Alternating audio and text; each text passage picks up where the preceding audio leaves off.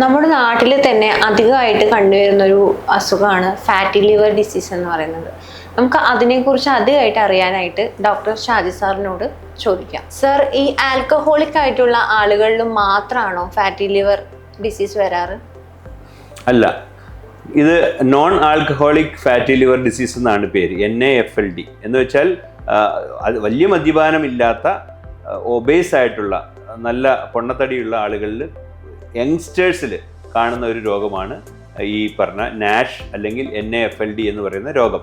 ഇതിൻ്റെ പേരിപ്പോൾ മാറ്റിയിട്ടുണ്ട്. ഇത് metabolically associated fatty liver disease എന്നാണ് ഇപ്പം അറിയപ്പെടുന്നത്. കാര്യം മെറ്റബോളിസം, അതായത് അമിതമായിട്ടുള്ള വണ്ണം, അമിതമായിട്ടുള്ള ആഹാര രീതി, എക്സസൈസ് ഇല്ലായ്മ, ഒരു ജീവിതശൈലിയുടെ ഭാഗമായിട്ടുണ്ടാകുന്ന ഒരു രോഗം കൂടിയാണിത്. അതുകൊണ്ടാണ് ഇത് മെറ്റബോളിക്കലി അസോസിയേറ്റഡ് ലിവറിനുണ്ടാകുന്ന രോഗം എന്ന് അറിയപ്പെടുന്നത്.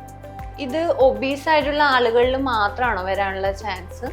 അല്ല, എന്നാലും കൂടുതലായിട്ട് കാണുന്നത് BMI കൂടിയ ആളുകളിലാണ്.